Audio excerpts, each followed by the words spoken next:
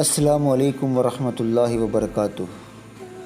اب تو ان عالمی سورہ والوں کی حالت اس کٹی پتنگ کی طرح ہو گئی جو بلندی میں جا کر ڈور سے کٹ گیا ہو۔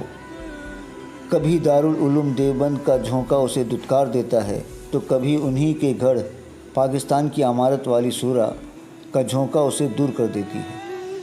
یہیں پر بس نہیں ہوا، اب تو سیاست کی گود میں بیٹھ کر اترانے والی گودی میڈیا بھی ان کے پہنچائے ہوئے جھوٹ کی وجہ سے رسوا ہو کر دنیا کے سامنے معافی مانگنے پر مجبور ہو گئے۔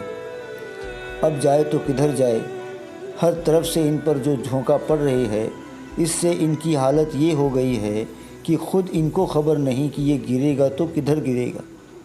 افسوس، ان کے انا نے ان کے سمجھ پر پردہ ڈال دیا ہے۔ اب ان کا مقام تو دور کی بات، یہ تو کام کے بھی نہ رہے۔ کسی نے سچ ہی کہا تھا، بند مٹھی لاکھ کی، کھلے تو پھر خاک کی۔ اس بات کو سچ ہوتے سب نے آنکھوں سے دیکھ لیا۔